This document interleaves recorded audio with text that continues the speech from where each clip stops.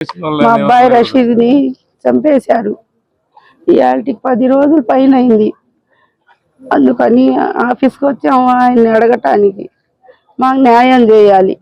ఎవరెవరి పేర్లు ఉన్నాయో మేము ఇచ్చిన పేర్లు ఎక్కిలేదు, బయటికి తీసుకురాలేదు. వాళ్ళకి అన్ని చెక్ చేయించి మాకు న్యాయం చేయమని అడగటానికి వచ్చాను. ఎస్పీ గారు ఖచ్చితంగా న్యాయం చేస్తానమ్మా, నేను ఇలా ఎవరికి జరగకూడదు, నేను ఖచ్చితంగా ఇక్కడ ఉన్నంత వరకు అన్ని న్యాయం చేస్తానని చెప్పారు. సభలో పనిచేస్తాడు, అంతేగాని అతను ఎక్కడ కూడా చాలా సౌమ్యుడండి. చాలా గొడవలకు కానీ లేకపోతే బట్టబయలుగా తిరిగే మనిషి కానీ కాదు. అలాంటి వాడిని అలా చేశారు.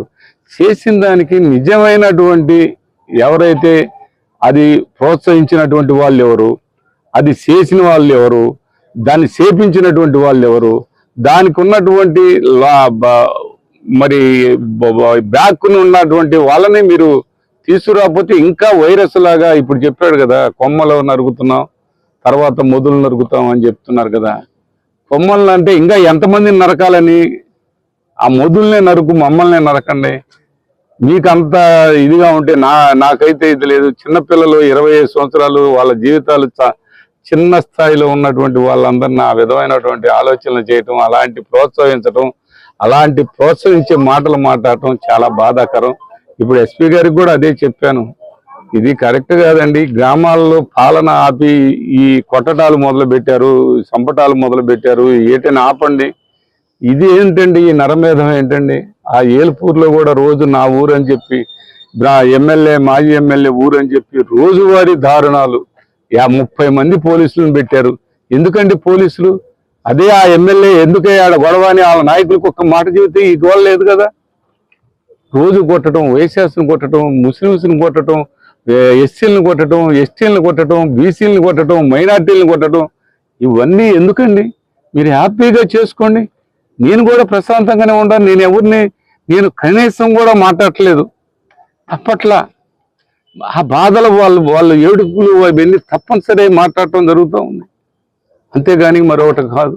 ఇప్పటికైనా మీ పాలన చేసుకోండి, మీ బ్రహ్మాండంగా చేయండి, మీరు అన్ని విధాలు బాగు చేయండి. వినకుండాని ఈ రాష్ట్రాన్ని అభివృద్ధి చేయండి. మేమేం కాదనలేదు, మేమేం మీకు అడ్డం కాదు అని ఈ సందర్భంగా తెలియపరుచుకుంటూ, ఒక్కసారి దారుణమైనటువంటి అంత చూస్తూ ఉండంగా రషీద్ని నరికినటువంటి విధానం చూస్తే అసలు మనం మనుషులమేనా అనే విధంగా, అసలు మనం మనుషులు అనేది మర్చిపోయినటువంటి పరిస్థితి కనిపించింది. ఏనాడు వినుకొండలో ఇలాంటి పరిస్థితి మేము చూడాలి. నా 68 సంవత్సరాల నా జీవితంలో ఇంత ఈ విధమైనటువంటి ఆ మర్డరు, ఆ విధంగా నరకటం అనేది, ఒక మనిషిని అలా చేయటం అనేది ఇంతవరకు చూడాలి. అలాంటి అందరూ చూస్తుండగా, వేల మంది చూస్తూ ఉండగా ఆ నరకటం అనేది, ఆ నరికించిన అటువంటి ఆ తీరు, అది పూర్తి స్థాయిలో రాజకీయ నాయకులు చెప్తారు, తెలుగుదేశం పార్టీ వాళ్ళు చెబుతున్నారు అది బ్రహ్మనాయుడు పోషించాడు వాళ్ళని అని. బ్రహ్మనాయుడు సమయంలో ఎక్కడన్నా ఇలాంటి మర్డర్ జరిగిందా? బ్రహ్మనాయుడు ఎవరినన్నా ప్రోత్సహించాడు అనే దాంట్లో ఎవడైనా ఈరోజు చూస్తే అర్థమైద్ది. మీరు వచ్చి కావాలని రోజువారీగా ఈ దారుణ కాండ, ఈ మారణ కాండ, ఈ విధమైనటువంటి మీ ఆలోచనలు, ఇంకా మేము కొమ్మలే నరుగుతున్నాం తర్వాత మొదలు నరుగుతాం అనే మాట, అంటే మొదలంటే నేనంట, ఈ విధమైనటువంటి ఆలోచనలు చేస్తూ పైకి అది ఏదో వాళ్ళ పార్టీ వాళ్ళేనని చెప్తారు. ఎందుకు అలాంటి అబద్ధపు మాటలు చెప్పటం? పూర్తి స్థాయిలో మీ పార్టీ మనిషి అని మీరు తెలుసు, అలా అబద్ధాలు మాటలు చెప్పటం. ఆయన ముఖ్యమంత్రి గారు చెప్తున్నారు, ఆ మాజీ ఎమ్మెల్యే కూడా వాళ్ళు ఒకటేలే అని అన్నాడు అని చెప్తాడు. ఎందుకు ఇట్లాంటి మాటలు? నేను అసలు ఆ మాట మాట్లాడటం ఏంటి? ఇక్కడ జరిగింది ఏంటి? ఆయన చూసి మాట్లాడాలి పెద్ద ఆయన. చాలా దారుణం అండి. దీన్ని న్యాయం చేయాలి.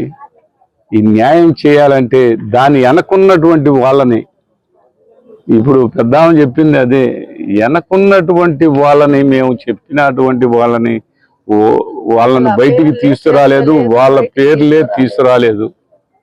ఆ వెనక మర్డర్ చేపించినటువంటి వాళ్ళ పెద్దలు వాళ్ళని పక్కన పెట్టి పోనీ ఆ సానుభూతి అయినా తెలిపొచ్చుగా.